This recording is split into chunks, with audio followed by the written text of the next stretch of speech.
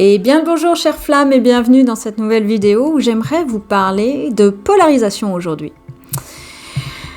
Si vous avez suivi déjà quelques vidéos sur cette chaîne, vous savez que je parle de polarisation et non pas de polarité.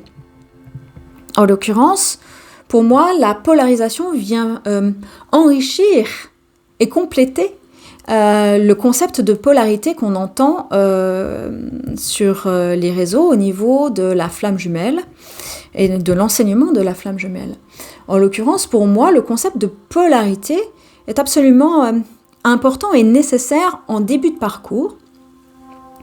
Mais lorsque l'on chemine sur le parcours, on se rend compte qu'on est amené à sortir du concept de polarité pour rentrer dans une sphère plus large de concept de polarisation. C'est l'invitation de la flamme à mon sens. Et donc le concept de polarité est absolument nécessaire, en tout cas, dans un premier temps, sur le parcours de flamme jumelle. Pourquoi ?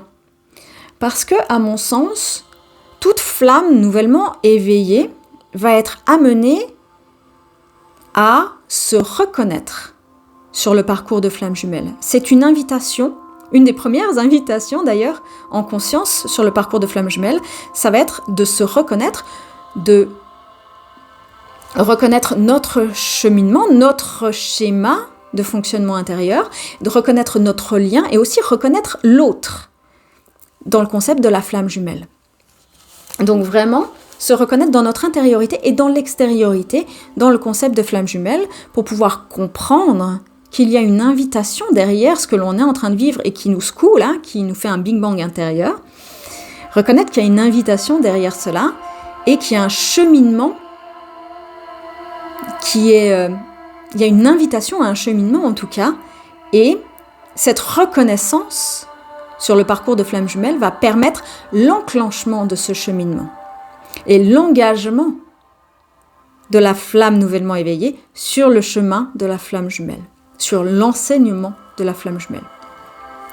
Or, pour que cette flamme nouvellement éveillée se reconnaisse dans l'enseignement de la flamme jumelle qu'on nous diffuse, il est nécessaire que cet enseignement vienne en résonance avec les champs de conscience qui sont actifs chez la flamme nouvellement éveillée à l'instant où elle s'éveille. C'est-à-dire, en l'occurrence, les champs de conscience qui sont actifs en début de parcours, c'est plutôt la sphère de la psycho-émotionnalité. Donc, en l'occurrence, autrement dit, c'est plutôt la sphère de l'ego. Or, l'ego, qu'est-ce qu'il aime faire ? L'ego, il aime s'identifier. Donc, il y a comme cette nécessité de venir s'identifier à soit cette polarité soit cette polarité yang, soit cette polarité yin, ou soit le rôle de runner ou le rôle de chaser dans la relation et dans notre mécanisme intérieur. Donc, c'est très important en début de parcours de venir poser les termes de polarité yang, polarité yin, chaser, runner, pour que, à l'instant T, la sphère de la psycho-émotionnalité ainsi que les autres sphères qui commencent à s'ouvrir puissent se reconnaître dans l'expérimentation qui est décrite pour la polarité yang et la polarité yin. Et là, je parle bien d'expérimentation qui est décrite par ces deux grandes polarités. Ou pour ces deux grandes polarités. Maintenant, lorsque l'on chemine, lorsque l'on avance sur le chemin de flamme jumelle,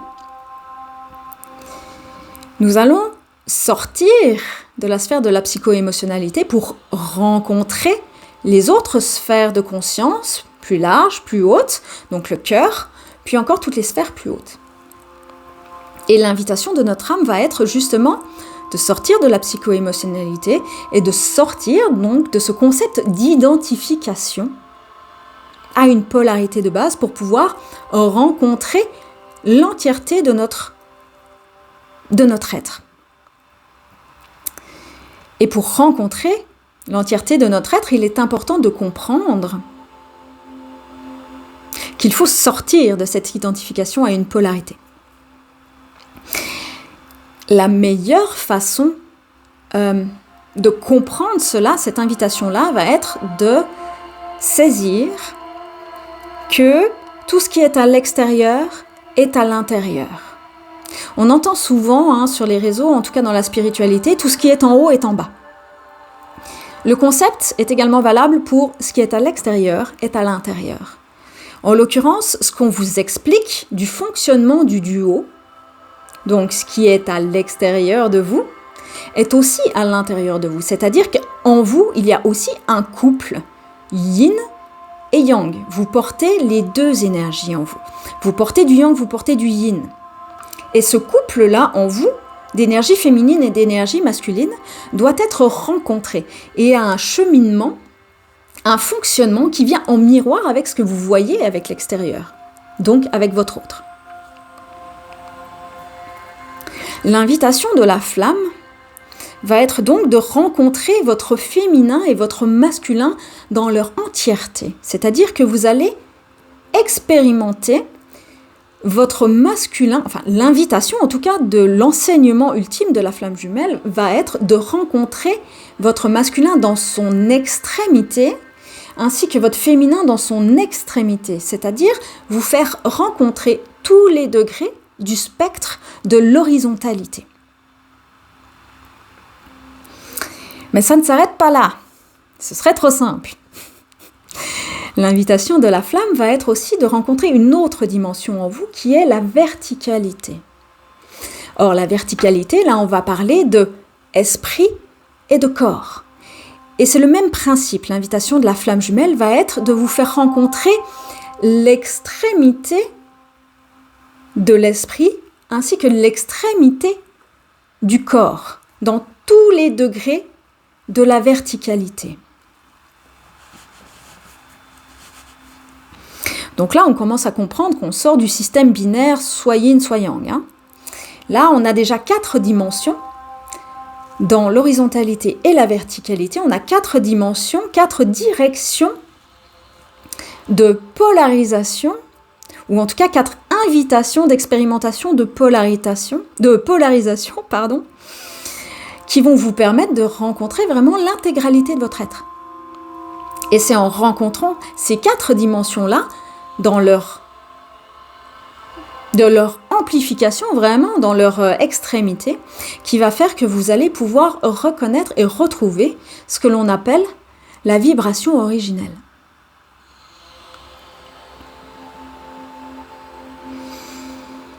Ma guidance m'avait amené cette belle image que je vais vous transmettre aujourd'hui au niveau de ces 4 directions-là, vraiment de l'horizontalité et de la verticalité.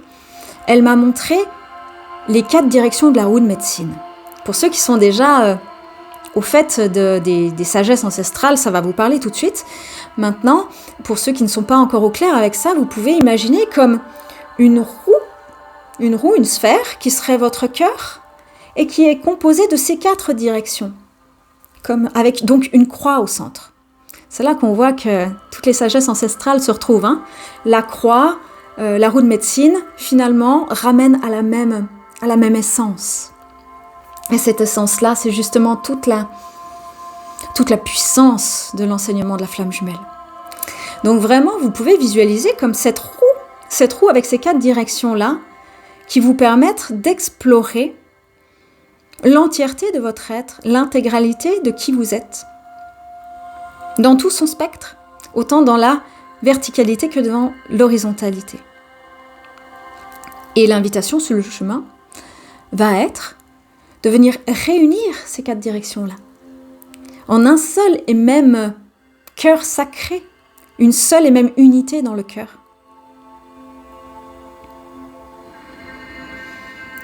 Et de venir fusionner également ces 4 dimensions-là de votre cœur en un seul tout,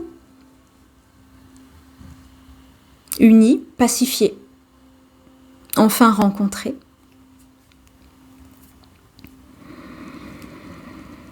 Et ça, bien évidemment, de même que l'expérimentation des polarisations n'est pas forcément que séquentielle, il y a une partie séquentielle, mais aussi une partie circulaire, comme ça, où tout est là en même temps.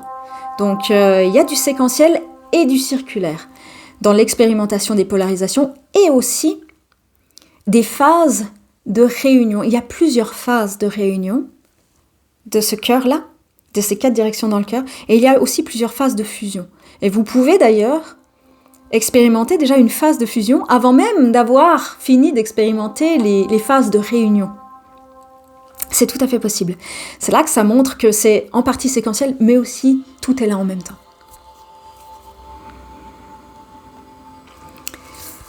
Maintenant, j'aimerais finir de déconstruire le concept de polarité à un certain niveau.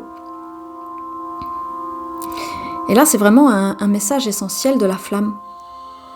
Un enseignement puissantissime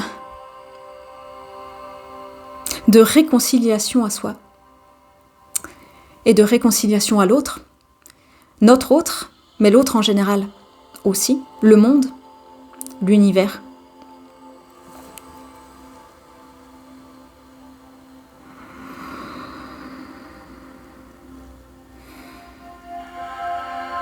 Pour moi, tout le long du cheminement, nous allons explorer plutôt soit l'un, soit l'autre, soit le féminin, soit le masculin, soit le corps, soit l'esprit. Et pourtant, comme je vous ai dit, dans cette sphère du cœur, tout est déjà là en même temps. Et cette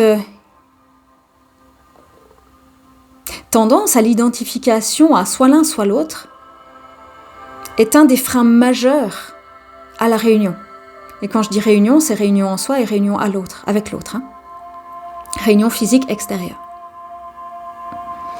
Lorsque l'on comprend que nous sommes les deux, nous sommes du féminin et du nous sommes du féminin et du masculin.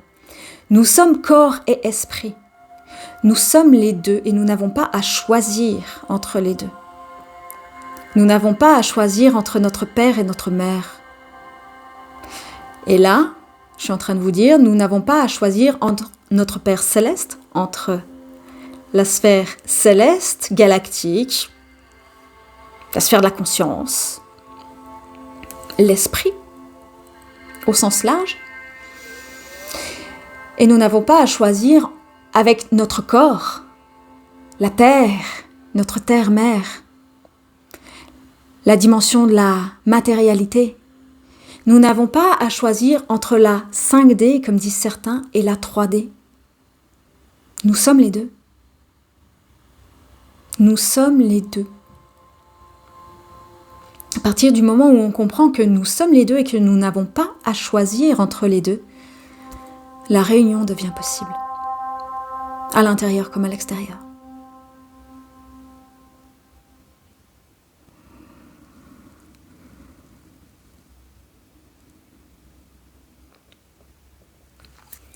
Je vais faire juste un petit moment de pause pour voir s'il y a quelque chose qui veut descendre de manière plus sous forme de soins ou de messages canalisés à transmettre par rapport à ce que je viens de dire et d'énoncer.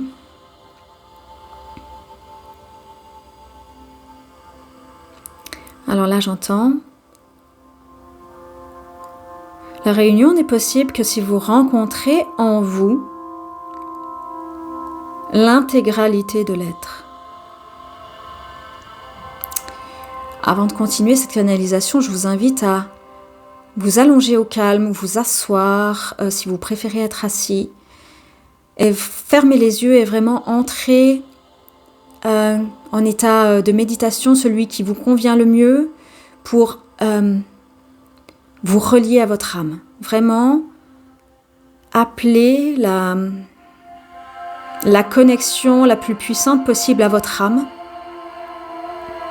pour pouvoir recevoir ces messages qui sont canalisés mais qui sont vibratoires, donc vraiment qui vont venir rentrer en résonance avec l'entièreté de votre être. Si vous écoutez seulement à partir de la psycho-émotionnalité ou à partir de la sphère du mental, vous passez à côté de la substance vibratoire qui ne pourra pas se déposer en conscience. Bien évidemment, vous allez capter ces messages-là vibratoirement parce que nous sommes des émetteurs-récepteurs, donc vous allez recevoir ces informations vibratoires, mais vous n'allez pas pouvoir les recevoir en conscience. Donc je vous invite vraiment à vous installer confortablement, mettre pause si c'est nécessaire pendant un temps pour vraiment vous connecter à votre âme le plus possible pour recevoir les messages canalisés.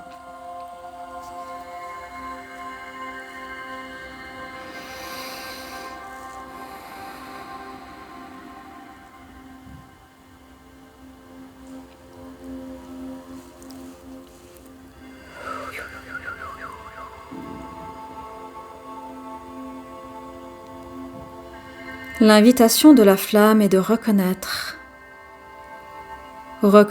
en vous ce que vous voyez à l'extérieur de vous.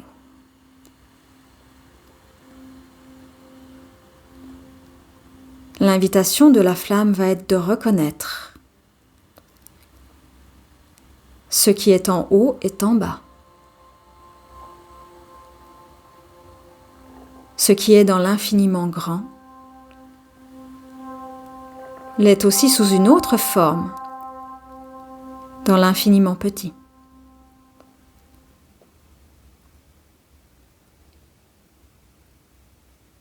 Ce qui est de l'ordre du général peut être aussi de l'ordre de l'unique.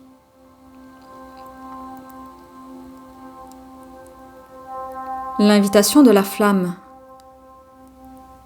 est de reconnaître le tout comme le un. Entendez par là votre unicité.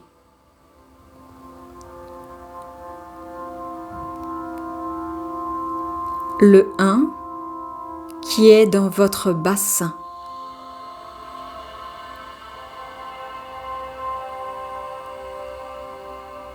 Cette vibration personnelle. L'unicité.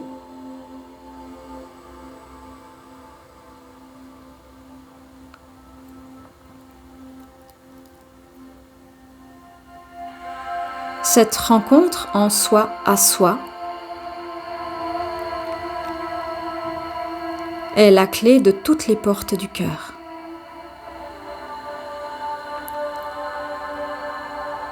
Votre sphère, cœur sacré, ne peut rayonner que si toutes les dimensions ont été rencontrées, explorées, avec amour, dans chaque recoin, dans chaque ombre à l'intérieur de vous, dans chaque zone où l'amour ne pouvait pas encore circuler.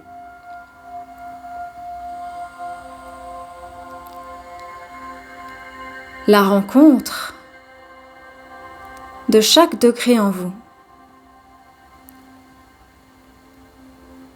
ainsi que le travail de libération et de guérison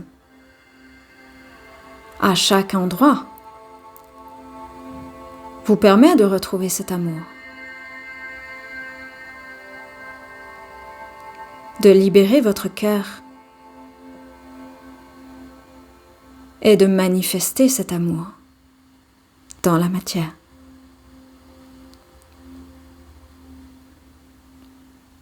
L'invitation de la flamme n'est pas d'explorer sans cesse les blessures,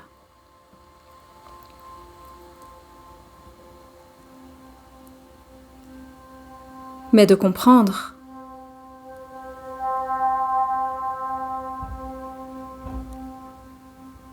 que chaque expérimentation apporte son lot de positivité et de négativité. Et qu'une fois cela rencontré, vous êtes capable d'accueillir et d'être et de faire ce que vous êtes intrinsèquement, de faire et d'être qui vous êtes dans votre profondeur.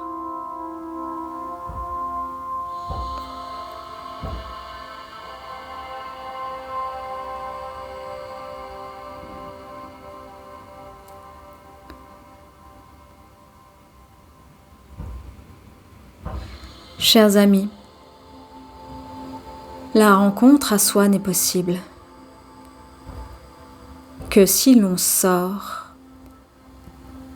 des concepts mentaux. Vous devez intégrer les vibrations que vous recevez dans votre matérialité, sans quoi l'entièreté n'est pas possible.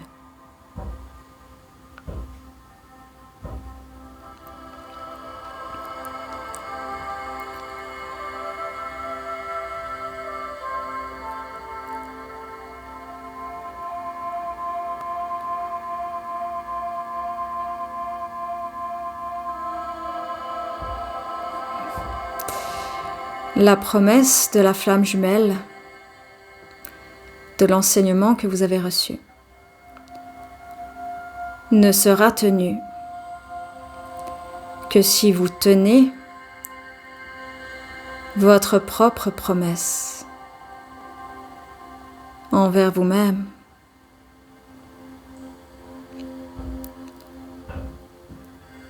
Le cheminement peut paraître scabreux, difficile, inconfortable. Et pourtant, toutes les portes sont là. Vous avez accès à toutes ces portes-là. L'important est la foi. La foi du chemin. La foi en l'amour.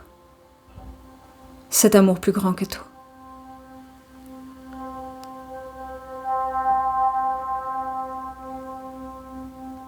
Si vous reconnaissez cela,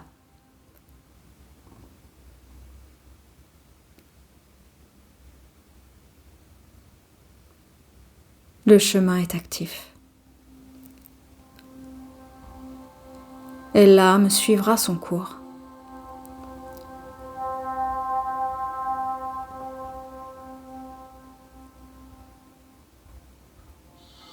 Selon votre dharma.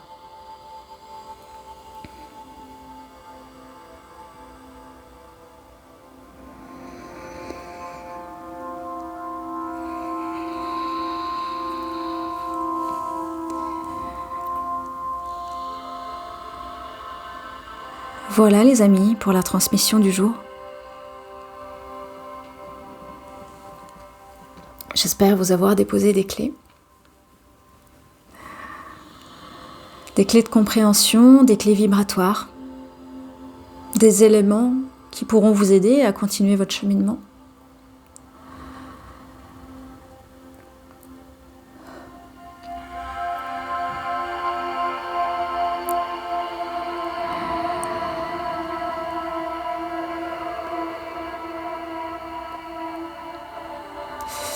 Là, j'entends bravo à celles et ceux qui ressentent actuellement